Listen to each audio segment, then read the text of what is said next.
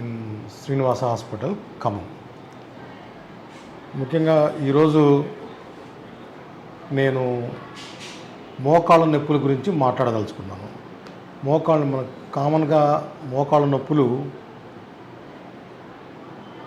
మోకాళ్ళ నొప్పులు అనగానే మనం ఏమనుకునేవాళ్ళంటే పాత రోజుల్లో ముసలి వాళ్ళకే మోకాళ్ళ నొప్పులు వస్తాయని అనుకునేవాళ్ళం.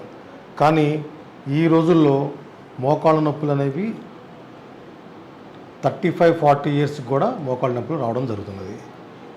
దేనివలన ఇవన్నీ రావడం జరుగుతుందంటే ప్రాపర్ ఫిజికల్ ఎక్సర్సైజ్ కానీ, ప్రాపర్ బాడీ మెయింటెనెన్స్ కానీ,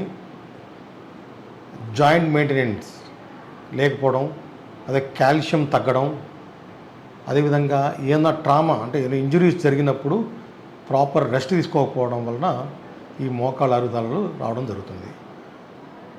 ముఖ్యంగా పాత రోజుల్లో మనం చూసుకున్నట్టయితే జనరల్గా ఇప్పుడైనా సరే మోర్ దెన్ 50 ఇయర్స్ అంటే అబవ్ 50 ఇయర్స్ దాటిన వాళ్ళకు బికాజ్ ఆఫ్ డిజనరేటివ్ చేంజెస్ వల్ల కానీ, ఏమన్నా రొమటైడ్ ఆర్థరైటిస్ కానీ, గౌటీ ఆర్థరైటిస్ వల్ల కానీ, అయితే పోస్ట్ ట్రామాటిక్ ఇంజురీ వల్ల ఈ మోకాళ్ళ అరుగుదల రావడం జరిగేది. ఇప్పుడు చిన్న వయసులో కూడా మోకాళ్ళలో ఏమైనా స్పోర్ట్స్ ఇంజరీ జరిగినప్పుడు, అంటే దట్ ఈజ్ లిగమెంట్ కానీ, మెనిస్కే కానీ, ఇలాంటి ఇంజరీ జరిగినప్పుడు ప్రాపర్ రెస్ట్ తీసుకున్నప్పుడు తొందరగా ఈ వేర్ అండ్ టేర్ కావడానికి అవకాశాలు ఎక్కువ ఉన్నాయి. ఇది ముఖ్యంగా నివారించడానికి అంటే పెద్ద వయసులో వచ్చే వాళ్ళకి డిజనరేటివ్ కాబట్టి అది మన సహజంగా అవి ఉంటవి. అది కూడా పెద్దవాళ్ళు కూడా అబోవ్ 70 ఇయర్స్ అనుకునే వాటికి కామన్గా వచ్చే ఉంటాయి. కాకపోతే ఇందాక నేను చెప్పినట్టు ల్యాక్ ఆఫ్ ఫిజికల్ యాక్టివిటీ లేనప్పుడు ఎర్లీ కూడా అంటే ముఖ్యంగా ఒబేసిటీ, ఎక్సర్సైజ్ చేయనప్పుడు డెఫినెట్గా ఒబేసిటీ ఉంటుంది, ఓవర్ వెయిట్ ఉంటుంది. సో డెఫినెట్గా ఇవన్నీ కూడా మోకాళ్ళ మీద వెయిట్ పడి డెఫినెట్గా తొందరగా ఆర్థరైటిస్ రావడానికి అవకాశాలు ఎక్కువ ఉన్నాయి. ఇది ఒకటే కాకుండా కొంత షుగర్ అంటే డయాబెటీస్ కానీ, హైపర్ టెన్షన్ కానీ, కొన్ని ఇమ్యూనలాజికల్ డిజీజ్ చిందా చెప్పినట్టు రొమటైడ్ ఆర్థరైటిస్ కానీ, ఇటువంటివి ఉన్నప్పుడు కూడా ఇవి కీళ్ళ నొప్పులు వచ్చే అవకాశాలు ఉంటాయి. మనం ముఖ్యంగా ఆహార విషయాలకు వచ్చేసరికి ఇవన్నీ కూడా జాయింట్స్ అండ్ బోన్ ఇవన్నీ కూడా కాల్షియంతో ముడిపడి ఉన్నవి. కాల్షియం మంచిగా ఉన్నట్టయితే, బోన్ డెన్సిటీ మంచిగా ఉన్నట్టయితే ఈ ఒత్తిడి, మోకాళ్ళ మీద ఒత్తిడి, ముఖ్యంగా మోకాళ్ళ గురించి ఎందుకు మాట్లాడుతుందంటే మనకు వెయిట్ బేరింగ్ ఇవి జాయింట్స్ ముఖ్యంగా మోకాళ్ళు కాబట్టి మనం కాల్షియము, ఈ బోన్ డెన్సిటీ మంచిగా ఉన్నట్టయితే ముఖ్యంగా ఈ పార్ట్లో తొందరగా మెత్తబడడం కానీ, ఎర్లీ ఆర్థరైటిస్ రాకుండా నివారించుకోవచ్చు. అదేవిధంగా మనం తీసుకునే ఆహారాలు కూడా ముఖ్యంగా మనం చాలామంది పాలు తీసుకోరు, కానీ పాలల్లో కాల్షియం ఎక్కువ ఉంటుంది. అదేవిధంగా ఫ్రెష్ ఫ్రూట్స్లో ఉంటుంది. మనం రెగ్యులర్గా వాడే అంటే మిల్లెట్స్లో కానీ, ఇది రాగులు కానీ, సజ్జలు కానీ, వీటిలో కూడా కాల్షియం ఎక్కువ ఉంటుంది. ఆకుకూరలో కూడా కాల్షియం ఎక్కువ ఉంటుంది. ముఖ్యంగా ఇంకా డేట్స్, వీటిలో కూడా కాల్షియం ఎక్కువ ఉండే అవకాశాలు ఎక్కువ ఉంటాయి. సో ఇవన్నీ మనం సమపాళ్ళు తీసుకున్నట్టయితే, కాల్షియం మెయింటైన్ చేసినట్టయితే ఈ మోకాళ్ళు అరుగుదల కానీ ఇట్లాంటివి నివారించుకోవచ్చు. ఇంకొకటి పెద్ద డీజనరేటివ్ చేంజెస్ ఏజ్ అంటే సీనియర్ సిటిజన్స్లో ఎందుకు ఉంటుందంటే osteoporosis, which is called silent disease. అంటే ఆస్టియోపోరోసిస్ అంటే దాంట్లో ఏంటంటే కాల్షియం తగ్గడం, ఇండైరెక్ట్గా బోన్ డెన్సిటీ తగ్గడం. సో బోన్ డెన్సిటీ తగ్గినప్పుడు కూడా ఈ మోకాళ్ళ అరుగుదల ఉంటుంది. ముఖ్యంగా మనం మోకాళ్ళను ఏ విధంగా కాపాడుకోవాలంటే, అరుగుదల లేకుండా కాపాడుకోవాలంటే మనం నడిచేటప్పుడు కానీ, ఏమైనా స్పోర్ట్స్ ఆడేటప్పుడు కానీ కొన్ని తగు జాగ్రత్తలు తీసుకోవాలి. కొంతమంది వాకింగ్ చేస్తుంటారు, మన వాళ్ళు ఉదయం పూట లేచి బేర్ ఫుట్ నడుస్తుంటారు, సిమెంట్ రోడ్స్ మీద నడుస్తుంటారు, కాంక్రీట్ మీద నడుస్తుంటారు, బిల్డింగ్ మీద నడుస్తుంటారు. ఇవన్నీ చాలా తప్పు. మనం ఎక్కడైనా సరే ఒక మంచి పార్కు చూసుకొని నేల మీద నడిచినట్టయితే ఈ మోకాళ్ళ మీద ఒత్తిడి తగ్గి అరుగుదల తక్కువ ఉంటుంది. అదేవిధంగా మనం షూ వేసుకున్నా కూడా మంచి కుషన్ ఉన్న షూస్ వేసుకోవాలా. అంటే గట్టిగా కింద పాదం కింద గట్టిగా ఉన్న షూ వేసుకున్నట్టయితే మన వెయిట్ ఎక్కువ మోకాళ్ళ మీద పడుతుంది కాబట్టి రీబౌండ్ ఉండకుండా మోకాళ్ళ మీద కూడా స్ట్రెస్ తగ్గించడానికి అవకాశం ఉంటుంది. అందుకే చాలామంది ఎక్కువ దూరం నడుస్తుంటారు, తగు జాగ్రత్తలు తీసుకుండా మంచి షూ లేకుండా కాంక్రీట్ ఏరియా మీద నడిచినప్పుడు ఈ మోకాళ్ళు ఎక్కువ అరుగుదల జరుగుతుంది. కాబట్టి మనం ప్రికాషన్ తీసుకోవాలా. అదేవిధంగా మనం కూర్చునే స్టైల్ కూడా కొంత చాలామంది మడత పెట్టుకొని బాస్పెట్లు వేసుకొని కూర్చోవడం, అంటే అవసరం ఉన్నా లేకపోయినా కూడా అంటే ఎక్కువ వేరెంట్ కావడానికి అవకాశం ఉంటుంది. అదేవిధంగా ప్రాపర్ ఎక్సర్సైజ్ కూడా చేసి మోకాళ్ళ కోసం ప్రాపర్ అంటే మనకు ముఖ్యంగా మేము క్వాడ్రిసెప్స్ ఎక్సర్సైజ్ చెప్తాం. ఎందుకంటే క్వాడ్రిసెప్స్ ఎక్సర్సైజ్ దేనికంటే మనకున్న క్వాడ్రిసెప్స్ మజిల్స్ అన్నీ కూడా స్ట్రెంథనింగ్ ఉండాలి. మజిల్ స్ట్రెంథనింగ్ లేనప్పుడు కూడా డైరెక్ట్గా బోన్స్ మీద జాయింట్స్ మీద ఎఫెక్ట్ పడుతుంది. కాబట్టి క్వాడ్రిసెప్ ఎక్సర్సైజ్ కూడా ఫిజియోథెరపిస్టులు చెప్తుంటారు. అదేవిధంగా ఆర్థోపెడిషన్స్ కూడా మన ఎర్లీ ఆర్థరైటిస్ కండిషన్స్లో కొంత ఫిజియోథెరపీగా ఈ ఎక్సర్సైజ్ చేసినట్టయితే మన మోకాళ్ళని తొందరగా అరదీసుకోకుండా ఉండొచ్చు.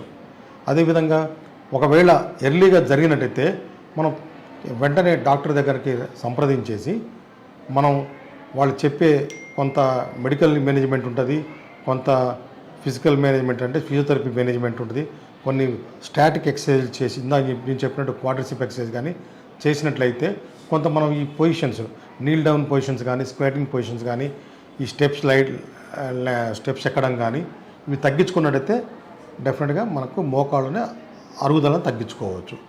అదేవిధంగా ఈ ఇంజురీ జరిగినప్పుడు ఎప్పుడైనా మనకు స్పోర్ట్స్ ఇంజురీస్ బండి మించి పడ్డప్పుడు కానీ స్లిప్ అయి పడిపోయినప్పుడు కానీ డాక్టర్ చెప్పినట్టు డాక్టర్ సలహా తీసుకొని మనం ఎంత మెడికల్ మేనేజ్మెంట్ వాడినా కూడా ట్రీట్మెంట్ తీసుకున్నా కూడా మినిమం ఒక 2 వీక్స్ 3 వీక్స్ రెస్ట్ తీసుకున్నట్టయితే లోపల ఏదైతే బోన్ జాయింట్లో ఉన్నటువంటి లిగమెంట్స్ లోపల లిగమెంట్స్ ఉంటాయి మనకు యాంటీరియర్ క్రూషియేట్ లిగమెంట్ అని పోస్టీరియర్ క్రూషియేట్ లిగమెంట్ అని అదేవిధంగా మెనిస్కై అని ఉంటుంది. ఇవన్నీ కూడా వాటికి రెస్ట్ ఇచ్చినట్టయితే వాటిలో లోపల ఇన్ఫ్లమేటరీ చేంజెస్ తగ్గడం అంటే ఎడిమా చేంజెస్ తగ్గడం, సో తర్వాత తగ్గిన తర్వాత మనం నడిచిన వెయిట్ వేసినట్టయితే తొందరగా అరగకుండా ఉండే అవకాశాలు ఉంటాయి. కొంతమంది ఏంటంటే వెంటనే ట్యాబ్లెట్స్ వేసుకోవడం పని చేసే అంటే ఈ మన నిత్యం పని తొందరలో మనం రెస్ట్ తీసుకోకుండా ఈ జాయింట్స్ మీద ముఖ్యంగా మోకాళ్ళ మీద వెయిట్లు తొందరగా ఎర్లీగా వేసినట్టయితే ఆ ఇన్ఫ్లమేటరీ చేంజెస్ అంతే ఉండి ఆ మెనిస్కై కానీ ఏసీఎల్ కానీ పీసీఎల్ కానీ ఇవన్నీ దెబ్బతింటానికి అవకాశం ఉంటుంది. లేటర్ స్టేజ్లో ఎర్లీ ఏజ్లో మనకు ఈ మోకాళ్ళ నొప్పులు రావడానికి అవకాశం ఉంటుంది. మరి ఇందులో మోకాళ్ళ నొప్పులు కూడా మనకు గ్రేడ్ 1, గ్రేడ్ 2, గ్రేడ్ 3, గ్రేడ్ 4 ఉంటాయి. గ్రేడ్ 1, గ్రేడ్ 2 అనేది ఫిజికల్ ఎక్సర్సైజ్ కానీ ఫిజియోథెరపీ కానీ చేసుకొని కొన్ని మనం ఏవైతే ఇప్పుడు మోకాళ్ళు మడతడం పెట్టడం కానీ మెట్లు ఎక్కడం కానీ ఇటువంటి చేయకుండా ఉన్నట్టయితే మనం తగ్గించుకోవచ్చు. అంటే మనం ఒక 5 to 10 years మనం పొగిడించుకోవచ్చు మోకాళ్ళ నొప్పులు ఉన్నా కూడా. అదేవిధంగా వెయిట్ లాస్ కూడా వెయిట్ తగ్గడం కూడా ఉంటాయి. అదే 3వ డిగ్రీ కానీ 4వ 3rd డిగ్రీ కానీ 4th డిగ్రీ అయినప్పుడు అప్పుడు ఏం డాక్టర్ సలహా మేరకు మనకు కొన్ని మెడికల్ మేనేజ్మెంట్ ఉంటుంది, కొన్ని పెయిన్ రెడ్యూస్ చేయడానికి కొన్ని ఇంజెక్షన్స్ ఉంటాయి. అదేవిధంగా డాక్టర్ గారు ఇఫ్ ఇట్ ఈజ్ అంటే కొంతమందికి ఏంటంటే కాళ్ళు ఏజ్ పెరుగుతున్నప్పుడు ఏమైందంటే వేరస్ పొజిషన్లో పోతుంటాయి. వేరస్ పొజిషన్లో పోయినప్పుడు కొంతమందికి ఎక్కువ ఇటువైపు మీడియల్ సైడ్ అరుగుదల ఎక్కువ ఉంటుంది. సో కొద్ది కరెక్షన్ కూడా మనం అక్కడ దాకా పోకుండా కూడా జస్ట్ ఫిబులో ఆస్టియోటమీ అంటే ఇక్కడ సర్జరీ చేసుకుని కూడా మనం ఈ వేరస్ డిఫార్మిటీ హైటిబియల్ ఆస్టియోటమీ అంటాము. ఆ ఆస్టియోటమీ చేసుకున్నట్టయితే డెఫినెట్గా మనకు ఈ మీడియల్ సైడు ఏదైతే అరుగుదల ఉంటుందో ఆ అరుగుదలను తగ్గించుకున్నట్టయితే మనం పూర్తి మోకాల ఆపరేషన్ కూడా చేసుకోకుండా కూడా నివారించుకోవచ్చు. ఒకవేళ గ్రేడ్ 4లో ఉన్నట్టయితే కంపల్సరీగా మనం టోటల్ నీ ఆర్థ్రోప్లాస్టీ చేసుకోవడం తప్పదు. అది కూడా డాక్టర్ సలహా మేరకు. కొంతమంది చిన్న వయసులో అంటే మనం గమనించినట్టు ముఖ్యంగా రూరల్ ఏరియా గ్రామీణ ప్రాంతాల్లో సెమీ సబర్బన్ ఏరియాలో కొంతమంది మనం చూస్తున్నాము ఇంజెక్షన్స్ చేయించుకోవడము. ఆ ఇంజెక్షన్స్ అనేవి కామన్గా చిన్న వయసులో చాలామంది ఎర్లీగా పెయిన్ తగ్గడానికి స్టీరాయిడ్ ఇంజెక్షన్ ఇవ్వడం ఇటువంటిది జరుగుతుంది. ఆ స్టీరాయిడ్ ఇంజెక్షన్ చిన్న వయసులో ఇవ్వడం అనేది చాలా తప్పు. ఒకవేళ ఏజ్ ఎక్కువ ఉండి 8 years ఏజ్ ఎక్కువ ఉండి ఆపరేషన్ చేయని పరిస్థితిలో అయితే మనం ఈ స్టీరాయిడ్ ఇంజెక్షన్ వేసుకోవచ్చు. ఎందుకంటే వాళ్ళ ఆపరేషన్ సహకరించారు కాబట్టి మనం టెంపరీ మెథడ్స్తోని మనం స్టీరాయిడ్ ఇంజెక్షన్ వేసుకొని మోకాళ్ళు నివారించుకోవచ్చు. అదేవిధంగా చిన్న వయసులో మాత్రం ఎట్టి పరిస్థితుల్లో ఇంజెక్షన్ జోలికి వెళ్ళకూడదు. ప్రాపర్ ఎక్సర్సైజెస్ డాక్టర్ సలహా మేరకు తీసుకోవచ్చు. అప్పుడు ఒకవేళ మనకేమైనా ఇట్లా వేరస్ పొజిషన్స్ ఉన్నప్పుడు అప్పుడు ఏమైనా ఎర్లీ స్టేజ్లో కూడా బోనిక్ కరెక్షన్ హైటిబియల్ ఆస్టియోటమీ కానీ ఫిబులర్ ఆస్టియోటమీ చేయించుకొని మనం నివారించుకోవచ్చు. ఇక మరి టోటల్ నీ రీప్లేస్మెంట్కి వచ్చేసరికి మంచి అంటే ఎవరైతే నిష్ణాతులైనటువంటి డాక్టర్ దగ్గర చేర్చుకోవడం మంచిది. మంచి ఆపరేషన్ థియేటర్స్ మెయింటైన్ చేసే దగ్గర చేసుకున్నట్టయితే మంచిగా ఉంటుంది. అదేవిధంగా ఒక అపోహ కూడా ఉంది. చాలామంది కొంతమంది ఈ సైన్స్ పెరిగిన ఈ సమయంలో కూడా చాలామంది మోకాళ్ళు ఆపరేషన్ చేసుకుంటే అవి సరిగా ఉండవని కొంతమంది, అవి సక్సెస్ కావని కొంతమంది అపోహలు ఉన్నవి ఇంకా ఇప్పటికి కూడా. అటువంటిది ఏం లేదు. డాక్టర్ సలహా మేరకు ఒక మోకాలు ఎక్కువ ఉంటే ఒక మోకాలు చేయించుకోవచ్చు. ఒకవేళ 2 ఉంటే కూడా 2 ఒకేసారి కూడా మోకాళ్ళ ఆపరేషన్ చేర్చుకుంటే మంచిది. ఎటువంటి అపోహలు లేవు.